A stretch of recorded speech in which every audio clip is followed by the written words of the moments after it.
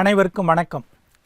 VIT Chennai வழங்கும் வாழ்வியல் வழிகாட்டி தொடரில் இன்று உழைப்பு உயர்வு தரும். நண்பர்களே, முயற்சியின் மறுபக்கம் உழைப்பு. வெற்றி பெற முடியாமல் போவதற்கு எத்தனையோ காரணங்கள் இருக்கலாம். ஆனால் வெற்றி பெறுவதற்கு நிச்சயமாக ஒரு காரணம் உண்டு, அதுதான் உழைப்பு. மனிதனிடமே உள்ள வற்றாத செல்வம் உழைப்பு. உழைப்பின் இன்பத்தை அனுபவித்து பார்த்தால் மட்டுமே உணர முடியும். வியர்வை சிந்தி உழைக்க வேண்டும் என்பதற்காகவே இயற்கை மனிதனின் தேவைகளை மறைத்தே வைத்திருக்கிறது. உண்பதற்கான உணவை மண்ணுக்குள் மறைத்து வைத்திருக்கிறது. உடுப்பதற்கு ஆடை கொடுக்காமல் நெய்து தயாரிக்க பஞ்சை கொடுத்திருக்கிறது. வசிப்பதற்கு வீட்டை படைக்காமல் கட்டிக்கொள்ள கல்லையும் மண்ணையும் படைத்திருக்கிறது. உழைத்து சம்பாதித்ததில் கிடைக்கும் இன்பம் தானாக வந்ததில் நிச்சயம் கிடைக்காது. வழியில் கிடைத்த 100 ரூபாயை ஒரு கையிலும் உழைத்து சம்பாதித்த 100 ரூபாயை மறு கையிலும் வைத்து கொண்டு பார்த்தால் புறக்கண்களுக்கு இரண்டும் ஒன்று போலத்தான் தெரியும். கடையில் கொடுத்தாலும் இரண்டுக்கும் ஒரே மதிப்புதான். ஆனால் அகக்கண்களுக்கு தெரியும் அந்த வித்தியாசம். கண்டெடுத்த 100 ரூபாயை எப்படி வேண்டுமானாலும் செலவழிக்க மனம் ஒப்புக்கொள்ளும். ஆனால் உழைத்து சம்பாதித்த 100 ரூபாயை அப்படி செலவழிக்க மனம் இடம் தராது. உழைப்பிற்கென்று ஒரு மதிப்பு எங்கும் எதிலும் உண்டு.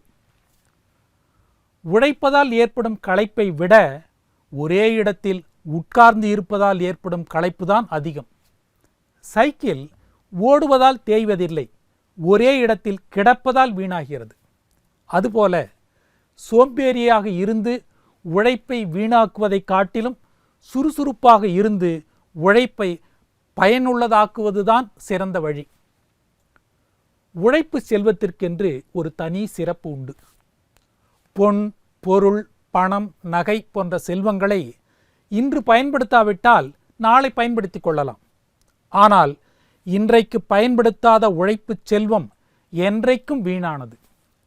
சேமிக்க முடியாத உழைப்பை ஏதோ ஒரு வழியில் செலவிட்டு விடாமல் உரிய வகையில் முதலீட்டாக்க வேண்டும்.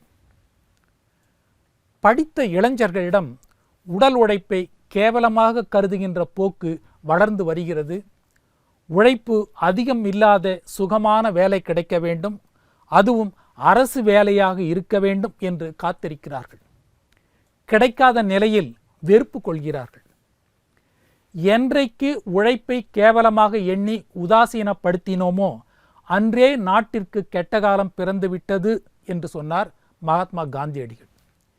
எவ்வளவுக்கெவ்வளவு உடல் உழைப்பிலிருந்து தொலைதூரம் நாம் ஓடிப்போகிறோமோ அந்த அளவுக்கு நம் முன்னேற்றமும் விலகி போகிறது என்பதை நாம் மறந்துவிடக்கூடாது.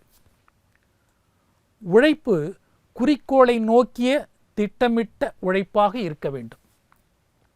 உழைப்பு என்பது உடல் உழைப்பாகவும் இருக்கலாம், மன அல்லது மூளை உழைப்பாகவும் இருக்கலாம். இரண்டுமே முக்கியத்துவம் வாய்ந்தது. சில நேரங்களில் உழைப்புக்கேற்ற வெற்றி கிட்டாத போனாலும் உழைப்பை கைவிடக்கூடாது. தொடர்ந்து வெற்றியே வந்து கொண்டிருந்தாலும் அது அவன் அதிர்ஷ்டம் என்று கொச்சைப்படுத்தப்படும். அவ்வப்போது தோல்வியும் இருந்தால்தான் வெற்றி உழைப்பின் வெற்றி என்று உலகம் சொல்லும். நம்புங்கள், உழைப்பு நிச்சயம் உயர்வு தரும். மீண்டும் நாளை சந்திப்போம்.